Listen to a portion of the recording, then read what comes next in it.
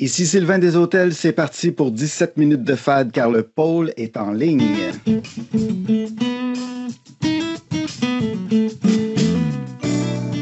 17 minutes sur la formation à distance en enseignement supérieur animée par l'équipe Soutien, Accompagnement et Formation. Alors aujourd'hui, du chaos à la clarté, l'art de planifier en fade. Première question pour Caroline Bourque, conseillère pédagogique au pôle. Bonjour. Bonjour. Caroline, en quoi la planification d'un cours en fade est-elle différente d'un cours en présentiel? Oui, en fait, c'est vrai que c'est différent. On ne peut pas simplement transposer son cours du présentiel à la formation à distance. La fade nécessite une pédagogie distincte et les pratiques doivent être repensées. Mm-hmm. Pour comprendre pourquoi, il faut d'abord s'intéresser aux caractéristiques elles-mêmes de la formation à distance. Donc, en me basant sur les propos de spécialistes, je vais appuyer ma réponse sur 3 caractéristiques. Première caractéristique, la distance physique et temporelle. En fait, l'étudiant, il est loin de ses collègues et du formateur, ce qui peut créer un sentiment d'isolement pour lui. Ça met en évidence l'importance pour l'enseignant d'être présent malgré la distance.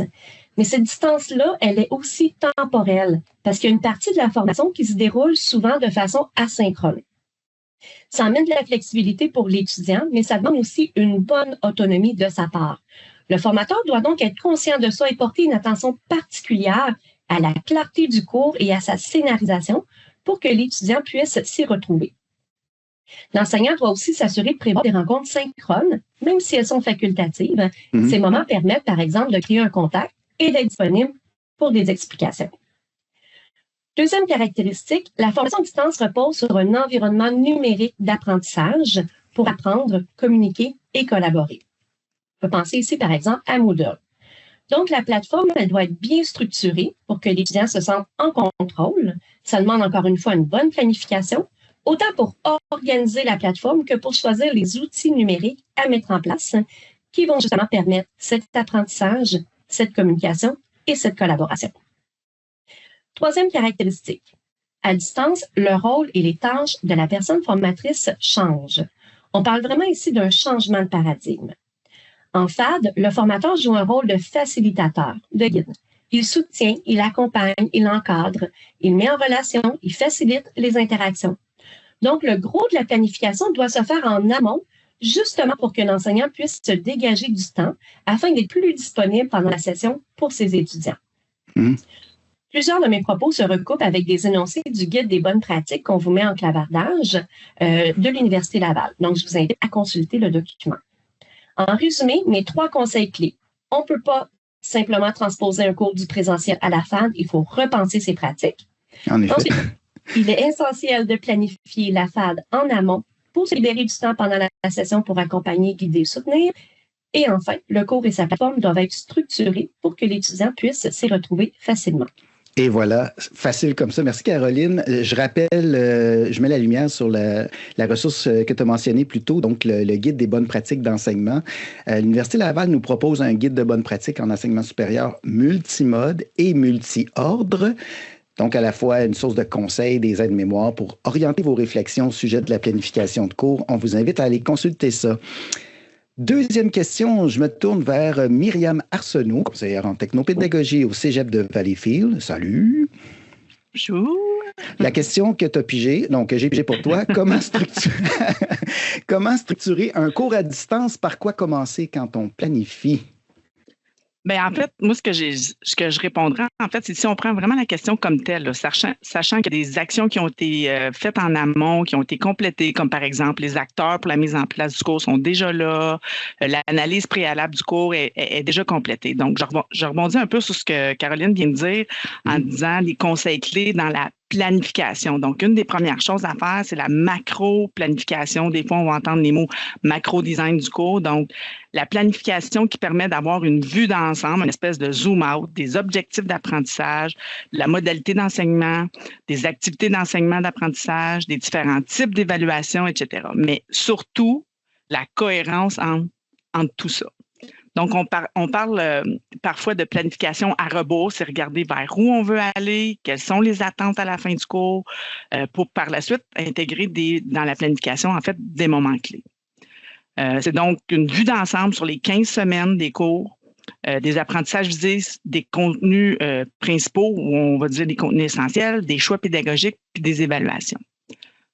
Lorsque cette macro-planification-là est réalisée, je ne sais pas si je peux dire achevée, mais en tout cas réalisée, la prochaine étape serait d'amorcer de la planification de chacune des séances. Donc, la planification vraiment minutieuse où sont détaillés l'objectif de la séance, les activités d'enseignement et d'apprentissage, qui fait quoi, les ressources utilisées, puis c'est surtout aussi de penser à qu'est-ce qui est à faire avant, pendant, puis après la séance, puis la durée des activités au détail près.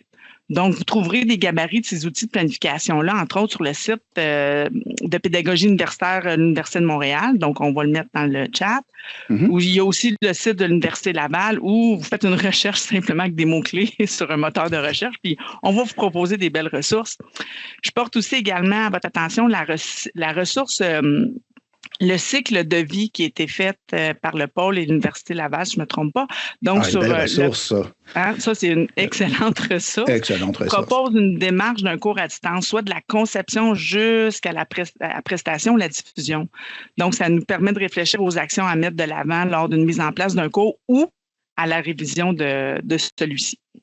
Puis en plus de ces deux ressources-là, je vous parlerai également de 2 formations disponibles. On a juste à penser à Cadre 21 avec le module scénarisation pédagogique en FAB ou le module formation à distance, définir, planifier, concevoir, élaboré par le GRIP du réseau l'Université du Québec.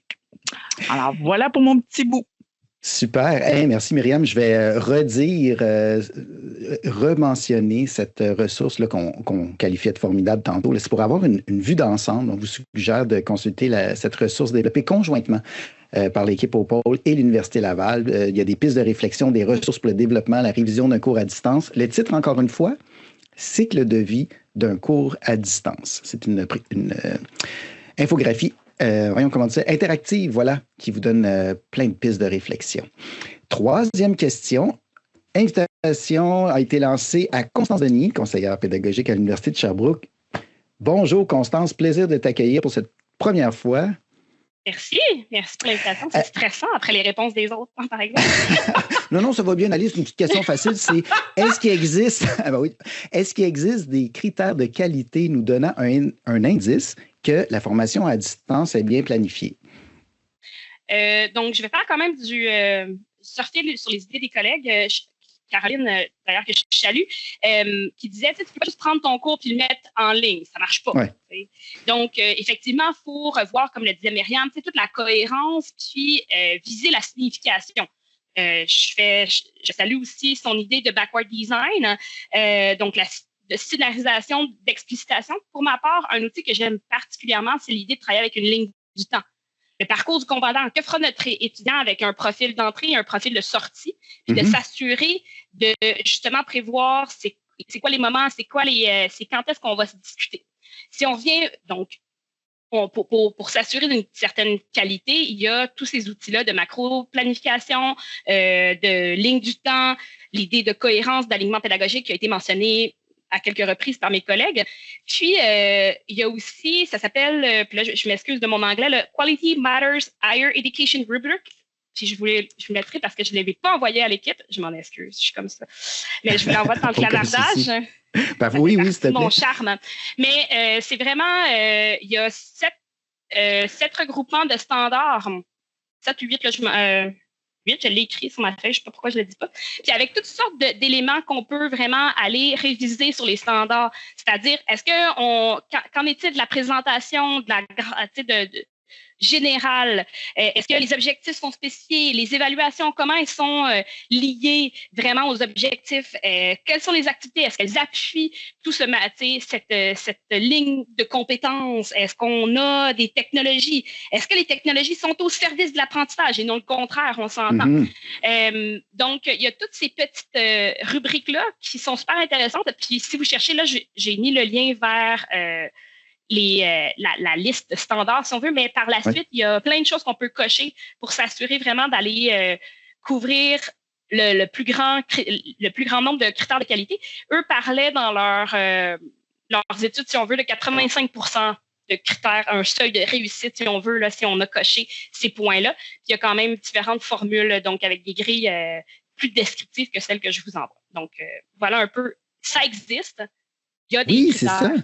Puis c'est relativement appuyé par la science. Donc, n'hésitez pas à aller évaluer votre propre cours. Là, moi, j'ai vu ça, puis je me suis dit, il faut vraiment que je me fasse un exercice d'évaluer mes propres cours à moi. Ah, malgré la complexité apparente de la question, ben là, on se rend compte en creusant un petit peu, puis ça, c'est beau le travail des conseillers pédagogiques là-dessus. Appelez vos conseillers, vos conseillères pédagogiques à la rescousse. Les ressources existent, elles sont quelque part. J'en nomme 3 pour conclure. La réponse de Constance, 3 trucs qui avaient été publiés par Fadio, on vous les met dans la liste de nos ressources ce matin. Critères de qualité d'un cours en formation à distance, outils diagnostiques pour un encadrement de qualité en FAD, puis l'autre, c'était outils diagnostiques pour une évaluation de qualité en FAD. Voilà de la lecture à mettre sur votre table de chevet. Hey, merci beaucoup, Constance. Quatrième invité, quatrième question. Je me tourne maintenant vers Laurent Despasquale, nouvellement conseiller en pédagogie et technopédagogie à l'Université du Québec à Rimouski. Salut Laurent. Bonjour Sylvain, bonjour tout le monde. Comment est-ce que ça va? Ah, c'est la grande forme, comme tu peux voir. Alors, en toute zénitude, la quatrième question qu'on t'a gardée pour le dessert, c'est une question qui nous avait été envoyée par quelqu'un dans le public il y a longtemps, puis on attendait dans le fond de ramasser les différentes questions sur cette thématique-là. Alors voici, après un certain temps d'attente, la question de Laurence. Et on peut surtout entendre la réponse de Laurent à cette question. Jusqu'à quel point un environnement numérique d'apprentissage X, qui est plus facile à apprivoiser, mais moins puissant pour générer des apprentissages, devrait-il être encouragé par rapport à un autre environnement numérique d'apprentissage, Y, qui offre plus de potentiel, mais qui demande un investissement plus important? Qu'est-ce qu'on fait? Ouais, tu vois, en fait, quand j'ai eu cette question, je l'ai adorée parce que je trouve qu'il n'y a pas une bonne réponse en fait à formuler en fait à cette question. Il peut y avoir une multitude de réponses en fait, et elles peuvent toutes s'appliquer selon le contexte de l'enseignant qui va appliquer son cours en fait en contexte de FAD. Je prends par exemple le cas où tu es conscient ici en fait du chemin qu'il y a à faire et de l'apprentissage qu'il y a à faire sur différentes plateformes.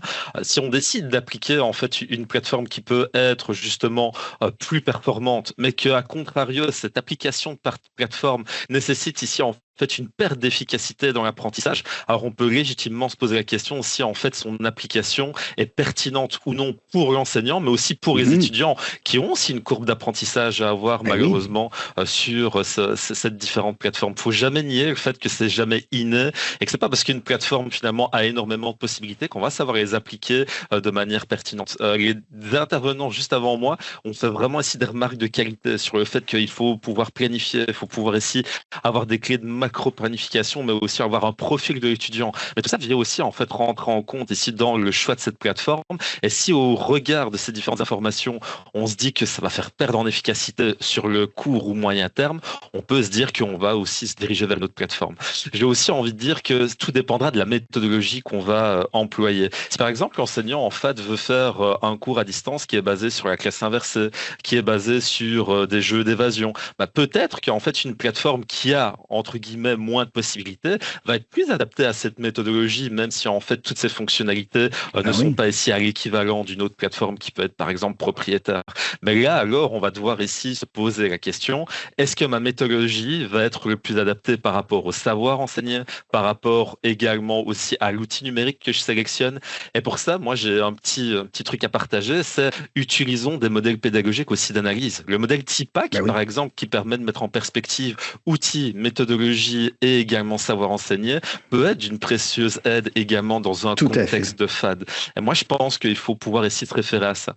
Alors après, même si on se réfère à ces différentes choses, il y aura toujours un point qui va être de l'ordre institutionnel. Est-ce que mon institution interdit ou autorise certaines plateformes? Parce que là, à partir de ça, je vais devoir respecter ce cadre qui est peut-être pas toujours celui que moi j'apprécie, mais qui va devoir finalement ici me permettre de rester dans les lignes. Et puis à côté de ça, il y aura aussi parfois aussi des impressions personnelles, des opinions. On se sentira peut-être plus à l'aise avec une plateforme, donc notre efficacité va grandir et on va ici pouvoir faire un choix au regard de ces différents éléments-là. Si jamais vous avez envie de trouver plus d'informations concernant cette réponse, j'ai sélectionné quelques petites ressources pour vous qui pourraient vous permettre vous diriger. Notamment, par exemple, ici, j'ai trouvé quelque chose d'intéressant de enseigner à distance qui a été fait ici par la TELUC. Un autre élément que j'ai pu pêcher également ici dans vos super ressources qui concernent les environnements numériques d'apprentissage. Et également aussi bien quelque chose de plus spécifique sur les outils pédagogiques suscitant l'engagement des étudiants et aussi également ici sur les facteurs de persévérance, je pense qu'ils peuvent être intéressants. Et puis en toute fin, si jamais ça vous tente, mais il n'y a aucune obligation parce que pour ceux qui me connaissent, vous savez ici que j'ai toujours ici une petite appétence pour des utilisations pertinentes à ce niveau-là. Je vous laisserai tester, si vous le désirez, un robot conversationnel que j'ai pu créer sur le modèle TPAC et j'avais justement eu l'occasion d'intervenir à ce sujet lors d'une dernière semaine de la FAD et je pense que ça pourrait bien vous être utile. Et donc, voilà ma réponse, Sylvain. On va aller merci beaucoup, Laurent. On va aller jaser avec ton robot et surtout aller lire là-dessus comment monitorer ce que nos étudiants vivent par rapport à l'environnement numérique d'apprentissage qu'on a choisi. Différents facteurs de persévérance en formation à distance seront intéressants à consulter aussi. On vous laisse les liens dans notre liste de ressources de l'épisode de ce matin. Grand merci. On se dit au plaisir à la prochaine. Nos invités spéciaux qui ont collaboré ce matin. Prochain rendez-vous, le pôle sera en ligne le 28 janvier 2026.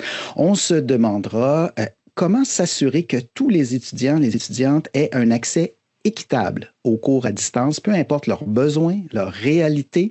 Notre titre sera donc « Un environnement inclusif à distance, apprendre ensemble autrement ». Alors là, si vous avez des questions sur ce prochain sujet, vous vous ruez sur notre site web. Le lien apparaît dans la description de la vidéo. Vous allez poser vos questions et vous inscrire pour participer. À bientôt tout le monde.